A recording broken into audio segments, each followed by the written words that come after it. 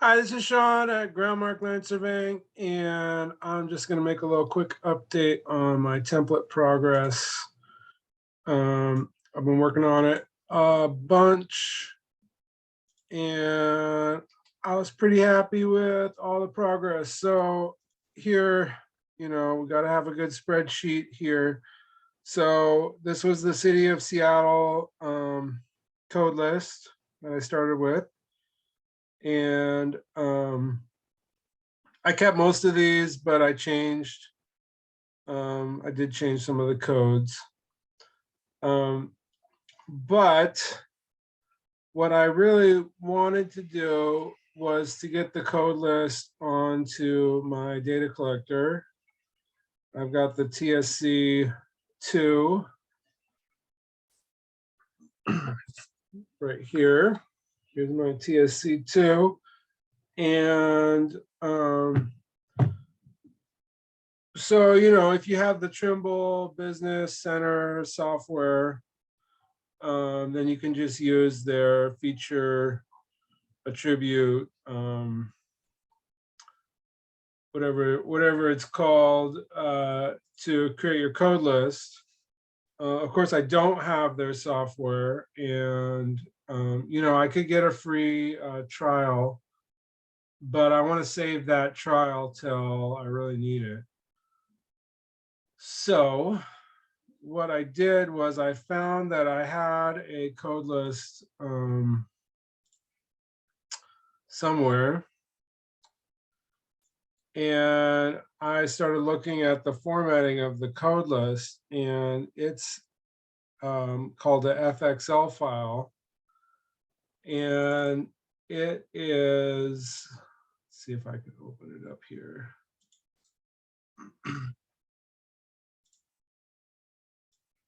So here's the FXL file. So, the beginning, the top here of this, it's pretty easy to read. So we got some line style definitions. Looks like I've only got a solid line. And I've got some symbol definitions. I've got a cross here. So that's great. And I've got a layer definition. I've got one layer, it's 0. And I've got some codes, but see, these are not the codes that I wanted to use. These are old codes. That's great. So what I did was I created a new spreadsheet and I copied all my codes over. And then I said whether they were a point or a line. And then I put the description of them all and the category. And then these are all just, I'm not going to use the surface on the data collector, I think. And I'm not using the layers. And maybe I might set some colors later. So I got this spreadsheet all set up. And then this works great. So then over here, it's linked. The sheet is linked here. So it's concatenated. And it adds in everything and it formats it perfectly for the XML formatting that I needed.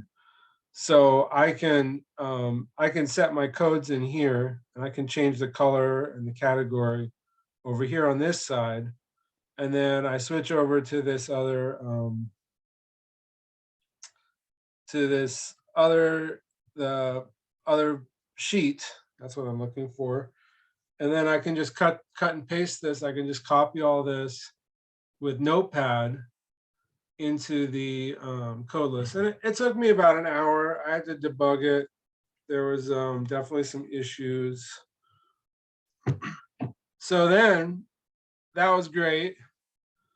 Then I made this really small, so I could print it on one sheet of paper, which is really great. So I've got a piece of paper here with all my codes. It's two-sided. I mean, it's a lot of codes, but whatever. We're going with it. But then this is the fun part here. So I need to test these codes out. And one problem that I've experienced in the past is that the codes on the data collector might not be exactly the same as the codes on the field to finish. So what I've done is I've taken, this is all linked here. So if we update anything on the first sheet, it's going to update here. So if I want to change a code, let's say recording box, I don't like that. I just want it to be, you know, RX. How about? Yeah, I mean, you know, I don't know. I can change it here and it'll automatically update here and it'll automatically update here and it'll automatically update here. And so here what I've done is I've created a northing, easting, sorry, the point number is column A, the northing is column B, the easting is column C, the elevation, I just put it at 100. So I go through every single code once, and then I did it again. I went through every single code twice. So there's 2 copies of each code here. And then to make this easy, I just copied all this over to another spreadsheet that's a CSV. And now in Carlson,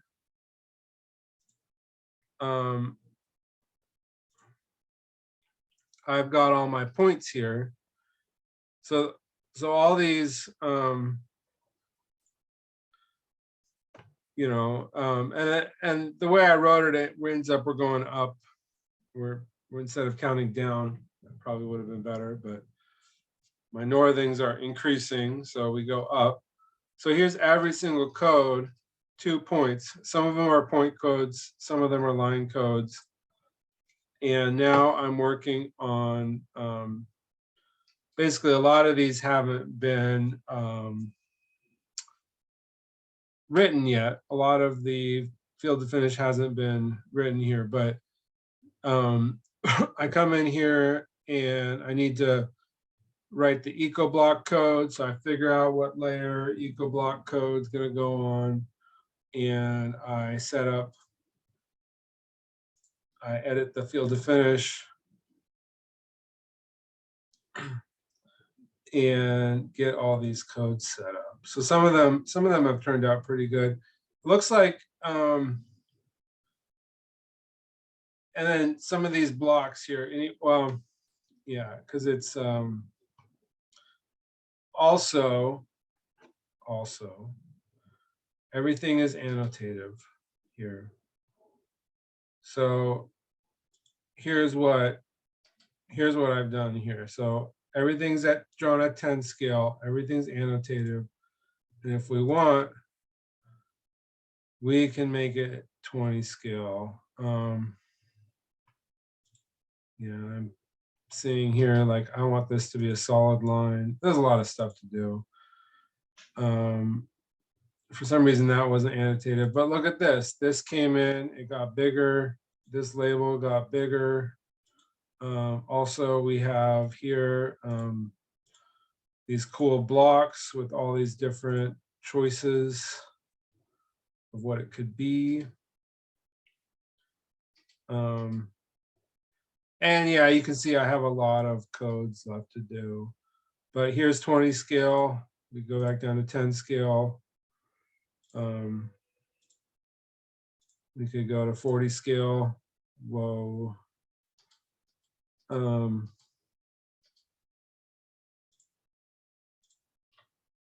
Oh, we could go down to 1 scale.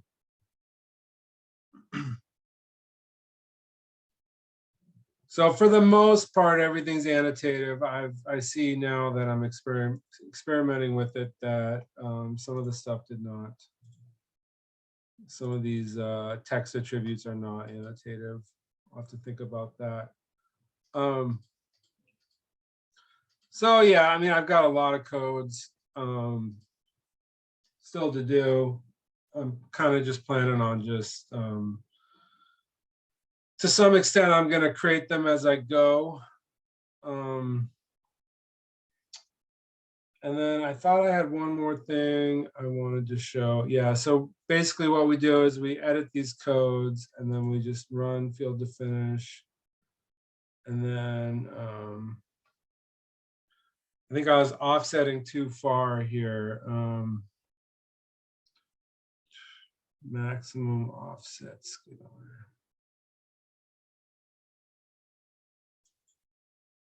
I don't know.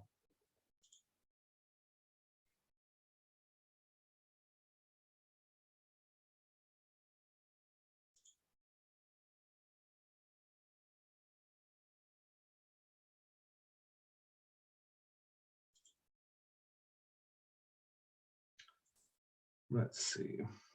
Yeah, see, these things are ending up, like, why would it offset so far away? Anyway, so that was my update. It's pretty cool. A lot of stuff to figure out. Lots of codes still to write. A lot of decisions to make. Like, I've got my spot elevations are coming in at 0.8. But I know that sometimes people like to go smaller than 0.8 for spot elevations. You never record them, so I might have to make those smaller.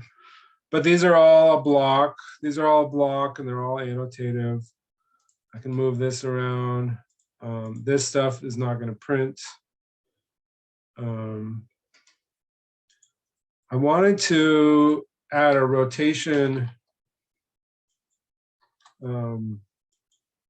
element, but I could not figure that out.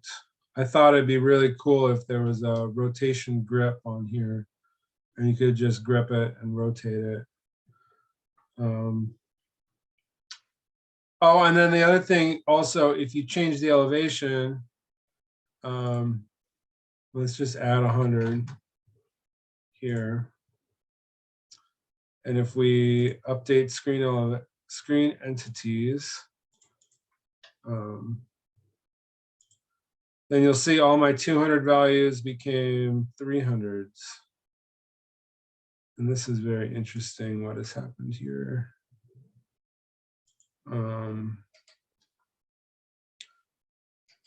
But they did update, so that is pretty neat. And I don't know why now everything has an elevation. So that's interesting. All right. So that's what I'm working on. Lots more work to do. If you have suggestions, comments, let me know.